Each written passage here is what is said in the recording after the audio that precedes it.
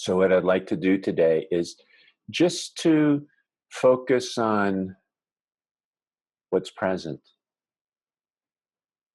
just to be very present with what is in this moment, everything that's here in this moment. And one quick way to do this is to focus on the space that's here. Put our attention on the space, because it's something that we don't do that much. So that now if we put our attention on space, we're including more in the room. Before, we were just looking at objects, seeing objects, hearing objects, and now we're going to include the space too. So there's more. Our attention is on more of what's here. The space is here. So we're just going to be paying attention to more. Now we're including space. We're including space in the room, around the objects, around the screen you're looking at, around you. And we're including the space between my words too. There's even space between the words. And in some way, the words are arising out of space. They're coming from space. Yeah, they're coming from space too. And all these objects are appearing in space. So space is definitely here. And as our attention widens, so we include more space, the objects in space, the space in between words, the words, there's more here, more that we experience. Our awareness is expanding to include more of what's actually here.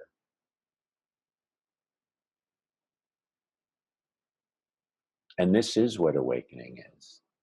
We're just including more of what's here. We're taking away the limitations that we've forced on ourselves and society has forced on us.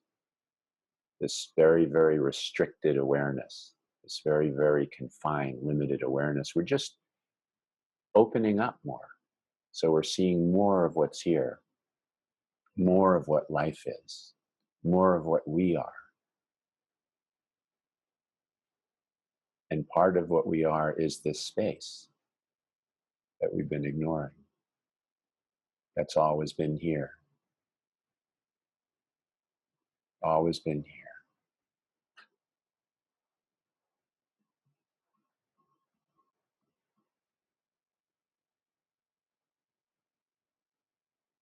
Any thoughts that come up are coming up in this space. When our attention is only on the thought, we're limiting it to just a thought, yet it's appearing in space. It has to, it wouldn't exist without that. So now we're having our attention on the space too. Everything that appears in space can appear in space. We're not going to ignore that. We're just not going to be limited by it anymore. We're going to include it in the space and not separate space out as if that doesn't exist.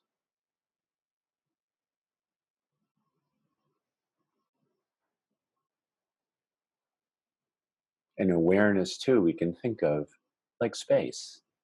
Awareness is also vast, like space. And everything that appears in awareness, or we wouldn't be aware of it.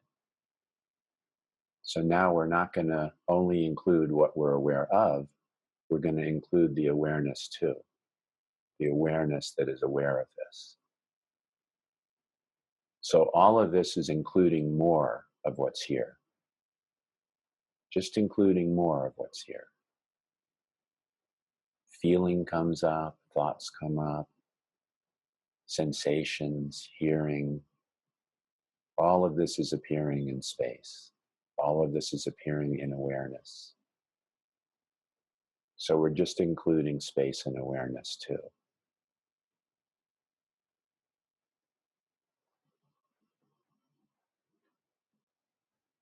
And there's a certain feeling that we get when we do this. we feel less limited, more expanded.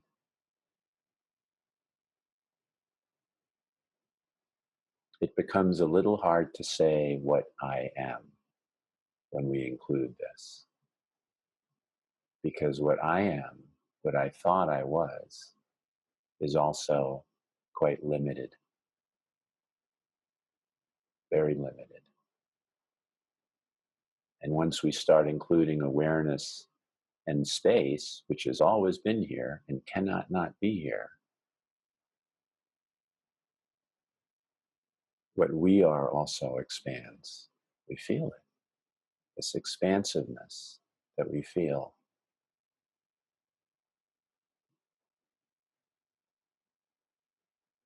If some resistance arises or fear arises, that's okay. That's arising in space. It's arising in awareness. Everything that comes is okay. Space doesn't care. Awareness doesn't care. It doesn't reject anything. It's not overwhelmed by anything, right? Nothing could overwhelm space, could it? Nothing could overwhelm awareness. It can't. It can't even affect it. It's always going to be here.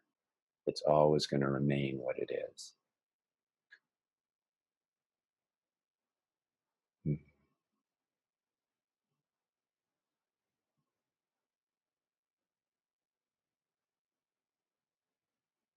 And if we feel this expanded sense of being, this openness,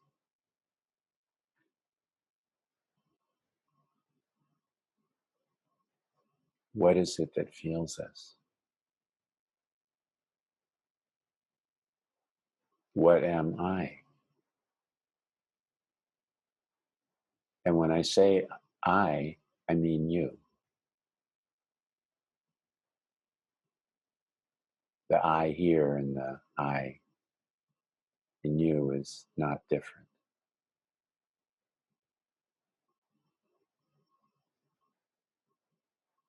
We use this word I,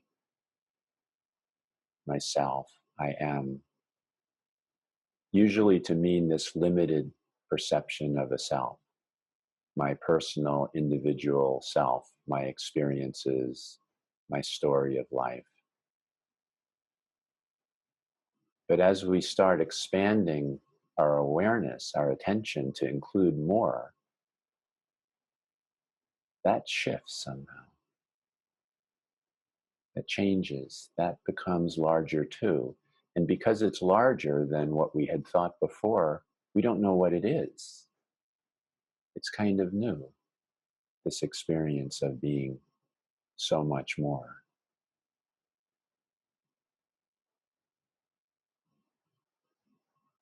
Sometimes we retract when that happens. We get a little bit nervous and resist because it's new to us. So I'm going to suggest that we just accept that, whatever that feeling is. If there's resistance, we just accept that too. And we don't contract.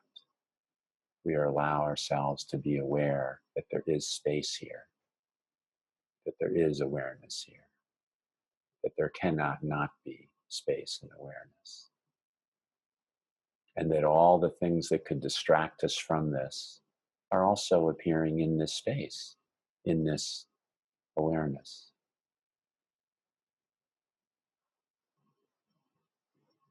To just feel that, to realize the truth of that, we can allow our attention to be on space and awareness again. Even if we get distracted for a moment and limited, we can still come back to this experience of space and awareness more than our attention was before, more than what we were aware of before.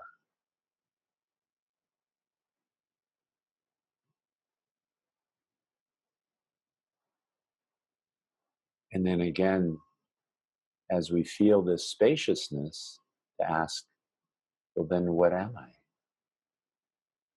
If I'm not this limited, contracted sense of a self, then what could I be? To be curious is not going to limit us. To really be curious, to really want to know what I am. If I'm not limited to my thoughts, my body, my mind, my experiences,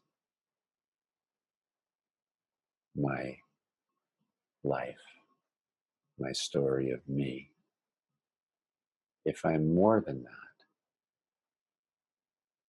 which I must be simply by experiencing space in the room, which is always here, already that's telling us there's something more.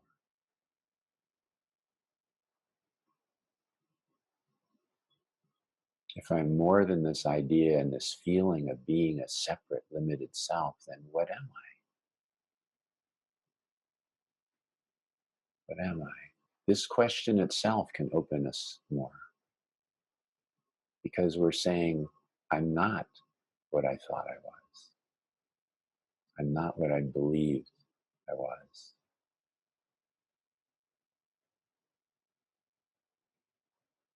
What does the experience of I am include?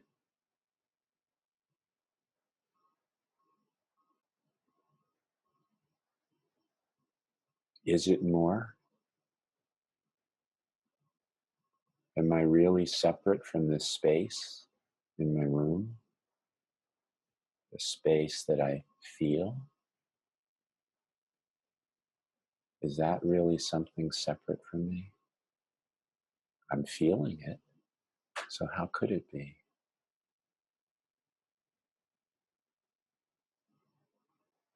Am I really separate from the awareness that is aware? How could I be?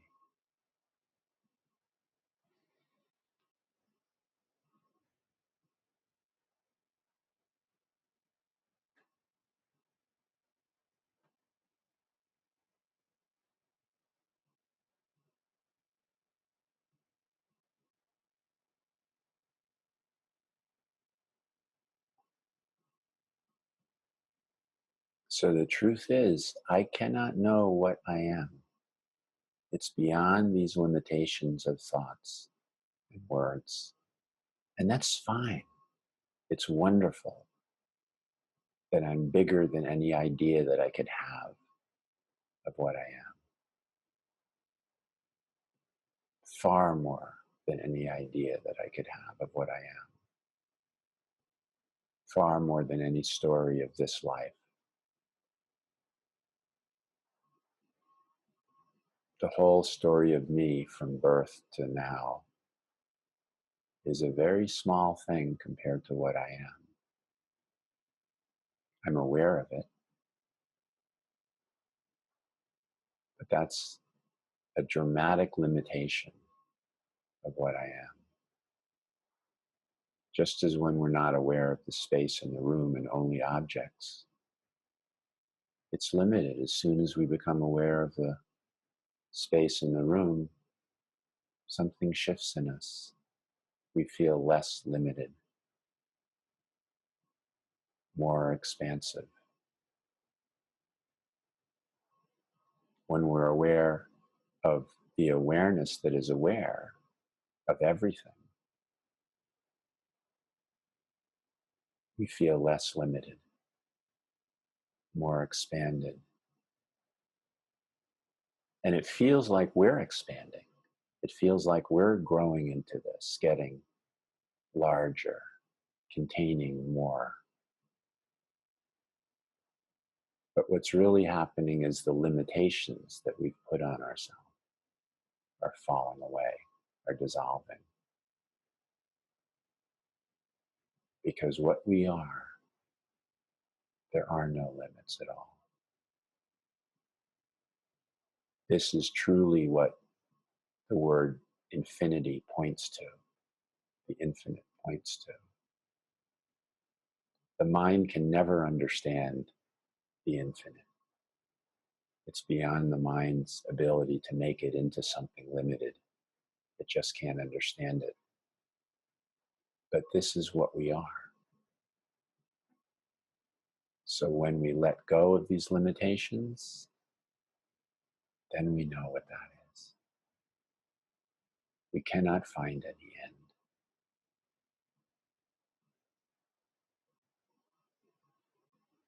And that's very freeing.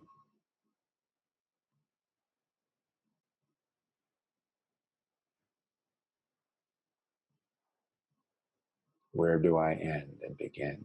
I don't know. I can't know. But I am that. That's my knowing of it, my being of it. I have no end, no beginning.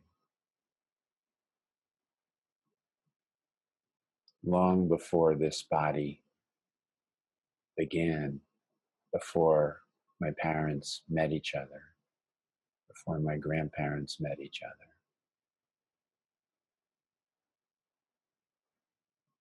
this was here.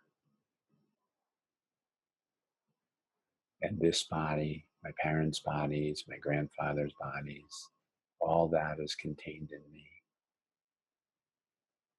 I was here before any of that.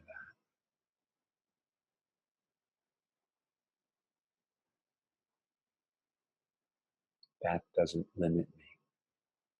I'm no longer believing that that's the limits of me.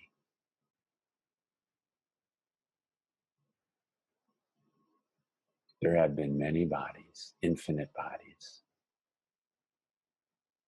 not only human bodies, all species. And right now, all species. Right now, all human bodies are contained in me.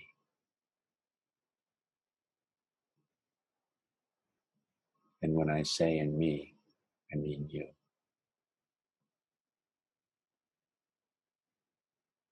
Because these two also are not separate. In what I am, there is no separation at all.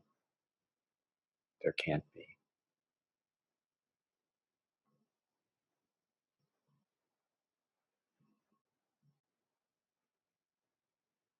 Just as awareness is not separate from the objects, or space is not separate from the objects in space, the forms that appear in space are also on the atomic level, which is true, 99.9% space. So the objects that appear as solid form that we can touch and see, as we can't see space or touch space, they're also space. Even though to our appearance, our limited human perceptions and senses, they appear solid. In truth, they're also space.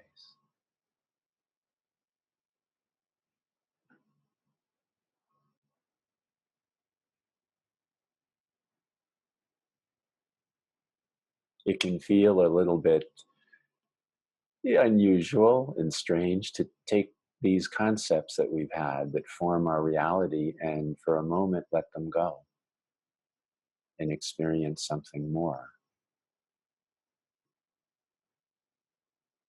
What really is solid form. It's not what we think it is. It's not what we perceive it to be.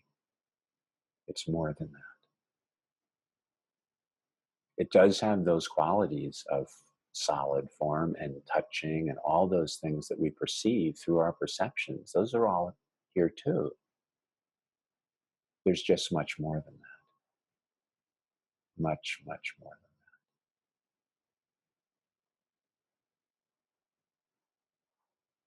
than that. In Zen, this is what we call suchness, that every object has a suchness to it, meaning that there's something that we can't describe that's far more than what appears to be.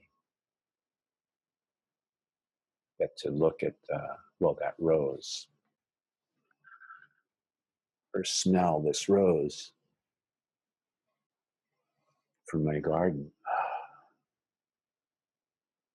It's a beautiful smell, a rose, but it's also the infinite universe. It's not separate from anything. And that doesn't take away the beauty of the rose. It makes it even more. It makes the smell even more than it was as something limited. It opens it up. Like, this is space. This is consciousness, awareness, the infinite. In the furthest reaches of the galaxies and cosmos, this is not separate from that.